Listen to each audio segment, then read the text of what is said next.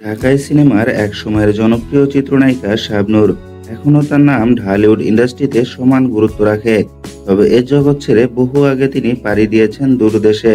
অস্ট্রেলিয়ার সিডনিতে বসবাস করছেন দীর্ঘ সময় ধরে। তবে দূরদেশে থাকলেও দেশে আসা যাওয়ার মধ্যে থাকেন এ চিত্রনায়িকা। শোবিজের পর্দায় তেমন দেখা না গেলেও সামাজিক যোগাযোগ মাধ্যমে বেশ সরব থাকেন শাবনূর। ঘরে কিংবা বাইরে কোথাও ঘুরতে গেলে ভক্ত ও দর্শকের সঙ্গে সে মুহূর্তগুলো শেয়ার করতে ভালোবাসেন কোটি ভক্তের পছন্দের এ মায়াবিনী। 23 সেপ্টেম্বর নিজের ফেসবুকে কয়েকটি ছবি পোস্ট করেছেন শাবনূর। সেখানে শাবনূরকে দেখা যাচ্ছে সেই 90 দশকের স্নিগ্ধ লুকে। সাদা রঙের হাত কাটা গাউনে মিষ্টি হাসিতে মুগ্ধতা ছড়িয়েছেন তিনি। আর ছবির ক্যাপশনে শাবনূর লিখেছেন, রোদ, ফুল এবং ভালো অনুভূতি। প্রখ্যাত চলচ্চিত্রকার এহতেশাম পরিচালিত চাঁদনি রাতে সিনেমার মাধ্যমে চলচ্চিত্রে আগমন শাবনূরের। প্রথম ছবি ব্যর্থ হলেও পরে দেশের অমর নায়ক সালমান শাহের সঙ্গে জুটি গড়ে ব্যাপক সফলতা পান তিনি।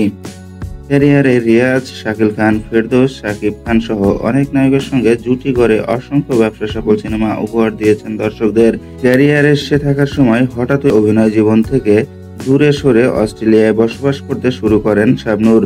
সর্বশেষ 2023 সালে শাবনূর নারীকেন্দ্রিক সিনেমা রঙ্গনায় অভিনয় শুরু করেন, যে সিনেমার কাজ এখনও শেষ হয়নি।